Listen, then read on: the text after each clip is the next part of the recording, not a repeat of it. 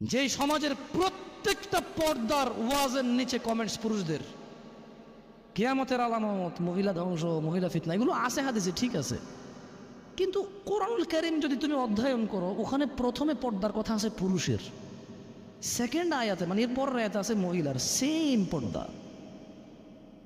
মানে ওর কথা হচ্ছে মহিলা হাঁটছে, সমাজ নষ্ট হয়েছে কেমনে? পোলাপান ফেলফেল করে তাকায়াছিল, পোলাপান যে ফেলফেল করে তাকায়াছিল, ওতে পোলাপানের সমাজ নষ্ট হয় নাই। তো এই সমাজের ক্র্যাক মাইন্ডেড পুরুষের কি করব আমি? কি করব এই অর্ধগলিত পচা বিবেকহীন পুরুষের এই সমাজের বসতিতে? এই সমাজ কীভাবে উন্নত হবে যে সমাজের পুরুষকে আল্লাহ বলেছে তুমি তোমার চক্ষুকে অবনত করো, সে এমনি তাকায়।